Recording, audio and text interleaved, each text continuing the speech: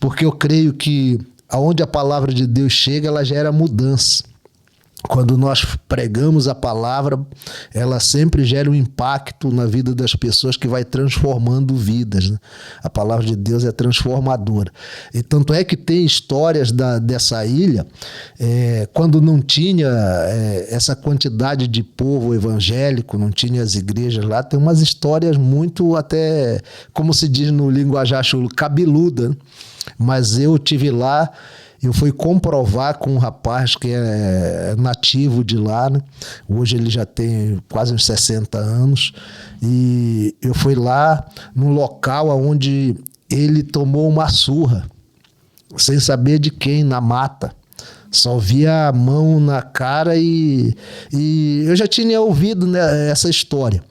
E eu fui lá e comprovei com ele. Eu fui lá dentro da mata, onde aconteceu o episódio, o fato, né? E ele fez a encenação ali.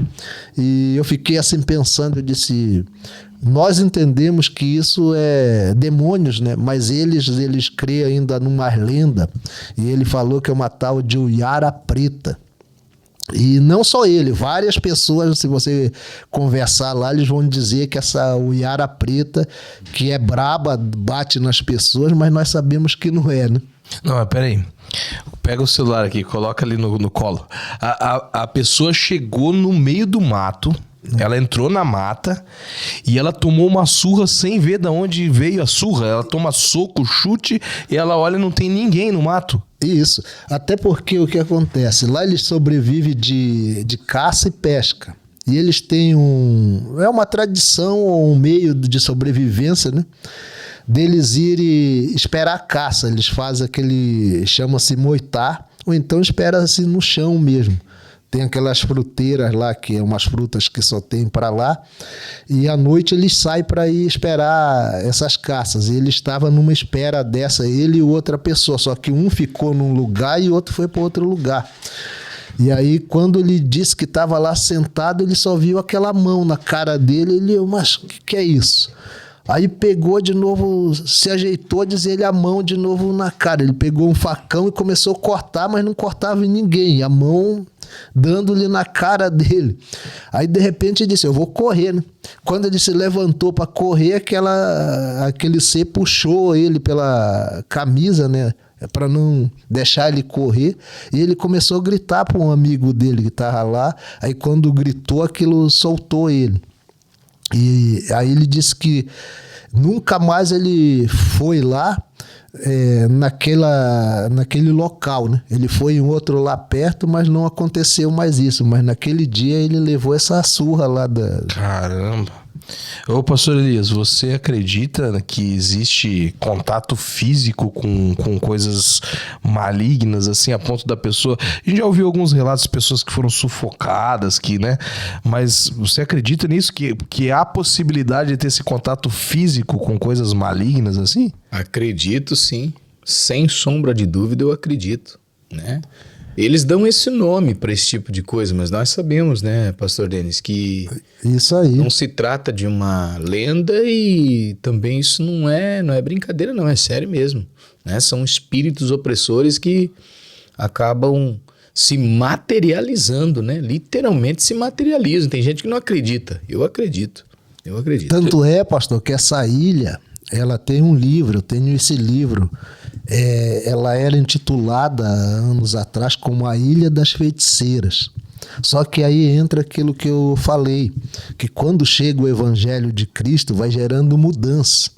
Quando nós começamos a pregar a palavra de Deus e as pessoas começam a ser impactadas e vão tendo mudança de vida. Então, tem muitos relatos lá, eles acreditam nessa tal de Uiara Preta, acredito na tal de Curupira, que para nós isso é lenda, né? Só que sabemos que por trás disso, como falou o pastor Elias, é o inimigo que está agindo.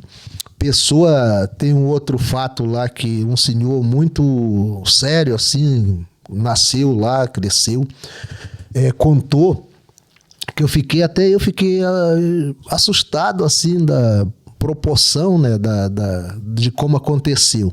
Ele disse que lá, quando ele era mais novo, ele gostou de uma pessoa e de repente não deu certo com essa pessoa, ele casou com outra, a pessoa casou com outro homem, né?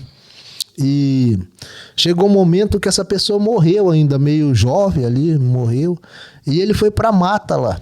Quando ele chegou na mata, a pessoa apareceu para ele. Ele disse: eu nunca corri de noite, eu já cacei, como eles falam lá, já cacei essa ilha inteira à noite, sozinho, e eu fui correr de dia. Que aí quando eu cheguei lá numa determinada, ele falou local lá, eu vi a pessoa em pé na minha frente. E aquilo foi me arrepiando, foi ficando com a cabeça, diz ele, grande. E voltei, corri. Quando eu vi, a pessoa apareceu na frente de novo, eu corri mais forte e cheguei num local, tinha umas pessoas lá dentro da mata, né? Aí ele, fulano, o que aconteceu? Não, eu tô correndo que eu vi fulana que morreu, apareceu aqui na minha frente e as pessoas acompanharam ele e correram. Então ele falou para mim que ele nunca tinha corrido e nesse dia ele correu de dia. Até ele ficou assustado de dizer que ele nunca correu à noite, caçou, viu muitas coisas, mas foi correr durante o dia, né? Pastor Elias, deixa eu te fazer uma pergunta. A resenha passada, de quarta-feira passada, a gente sempre tenta colocar um tema. O tema foi o sobrenatural, aparições na mata. A gente falou sobre isso, sobre relatos que a gente escuta de N pessoas aí que tiveram problemas aí no meio. Por que o pastor poderia apontar que no mato, no meio do mato, na mata fechada, é mais propício para acontecer isso? Quando a gente escuta histórias dos mais antigos, que tinha essa condição de morar mais afastado da cidade, geralmente em lugares onde não tinha energia elétrica, que viviam ali no mato mesmo. Tem muita história de coisa ruim, cara. Quase nada de coisa boa. É coisa ruim. Lá na mata acontece... A gente sabe de religiões que usam a mata até para fazer alguns feitiços e tal. Por que a mata tem esse mistério de aparecer coisas ou de acontecer coisas ruins assim?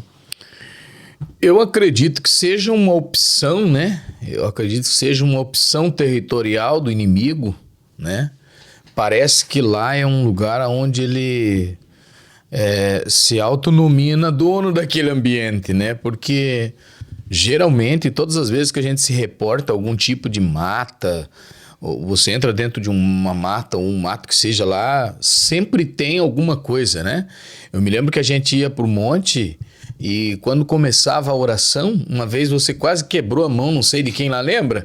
Era numa oração. Vai sem mentir, vai. Tava todo mundo de mão dada, pastor Denis, essa eu vou te contar. Começou a quebrar uns galhos lá, você lembra disso? Lembro. Parecia que tava estourando as árvores. Que medo, papai. E aí tinha uns varão lá que tava dando a mão pra gente junto assim, ó, quase quebrava a mão da gente ali segurando. Eu não me lembro se foi o William. Eu não. Não, nunca, né? Eu não. Nunca será tu, né? Mas alguém lá agarrou, quase apertou, que no final daí um pastor amigo nosso falou, cara, minha mão tá dolorida, apertaram minha mão aqui de medo, né? Alicatão, velho. Alicatão ali, prendendo a mão. Então, parece que é uma opção do inimigo escolher esses lugares, né? A mata parece ser mais propensa. Você pode ver que a gente vai pra mata, sempre tem uma experiência, né?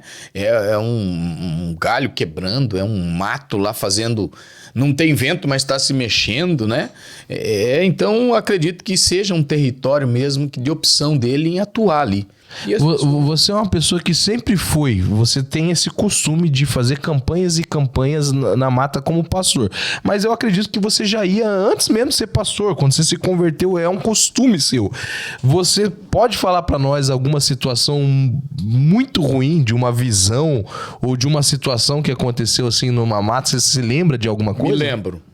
Uma das mais tremendas experiências que eu tive em monte, entrando, a gente fala monte, mas é mata, né? Aqui não tem monte.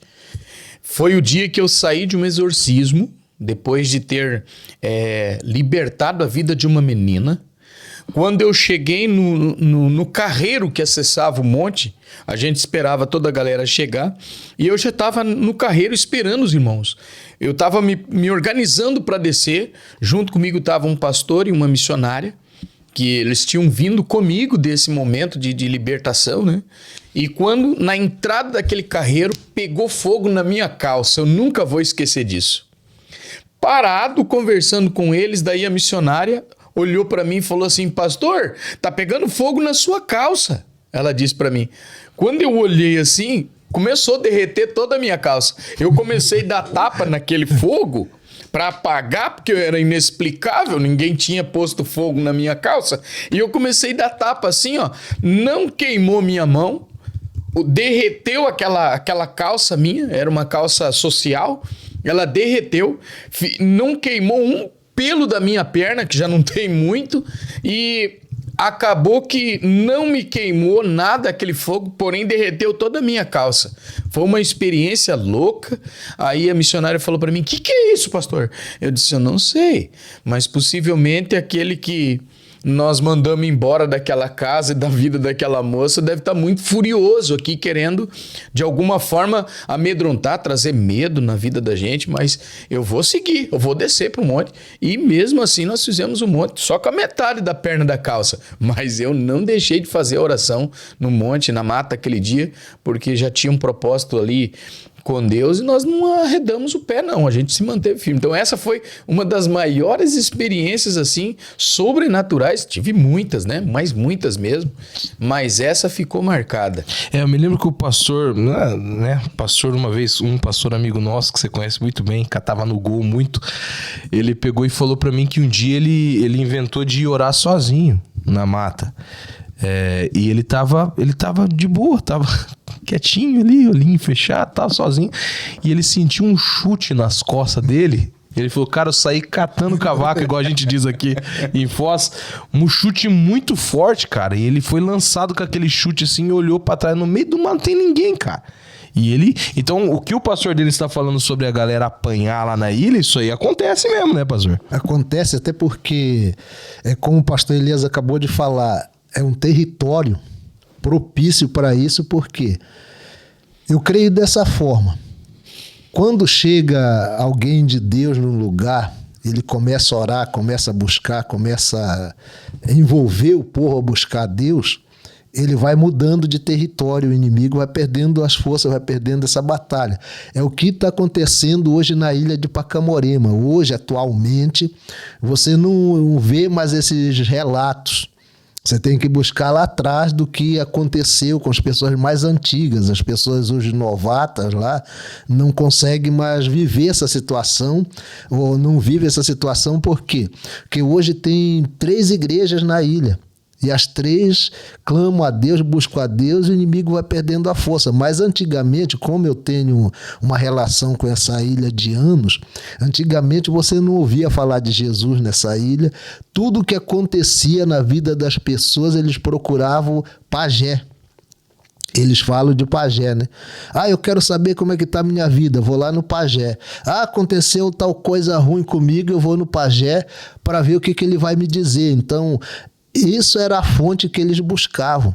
E essas pessoas hoje, muitos conheceram a Jesus, pararam de buscar essas fontes e começaram a invocar o Deus criador dos céus e da terra, que tem todo o poder, né?